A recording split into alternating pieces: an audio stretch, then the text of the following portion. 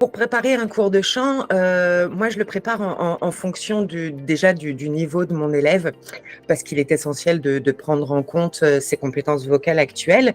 Mais en tant que coach vocal, je me base, aussi essentiellement sur ses objectifs.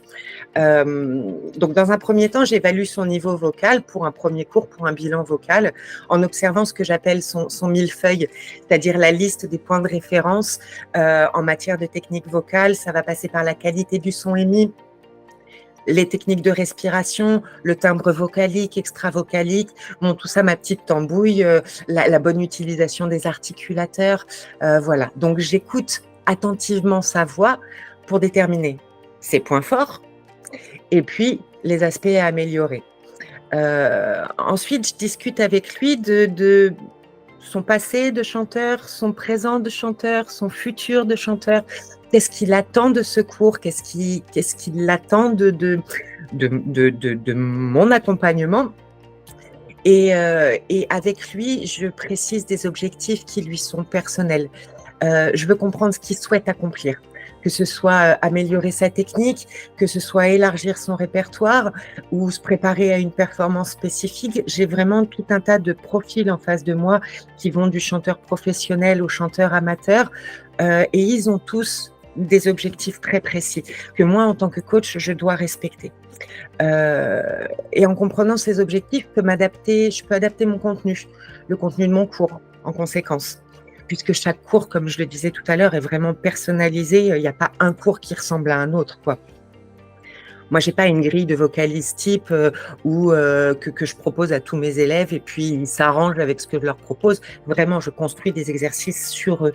Et ça demande aussi beaucoup de créativité et de concentration de ma part parce que vraiment, chaque exercice est adapté en fonction de ce que l'élève est en train de me proposer.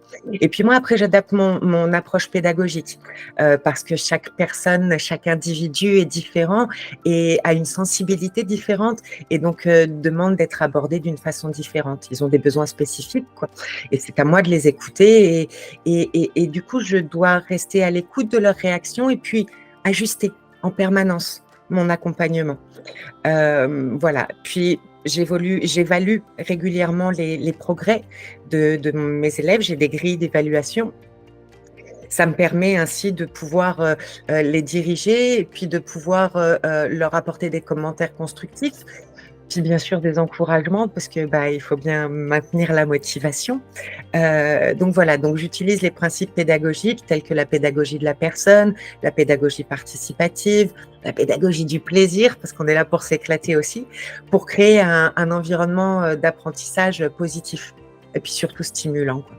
Donc en résumé, préparer un cours de chant, c'est fonction du niveau de l'élève. Ça implique une évaluation initiale, une fixation d'objectifs, l'adaptation des exercices, l'individualisation de l'enseignement et puis une évaluation continue.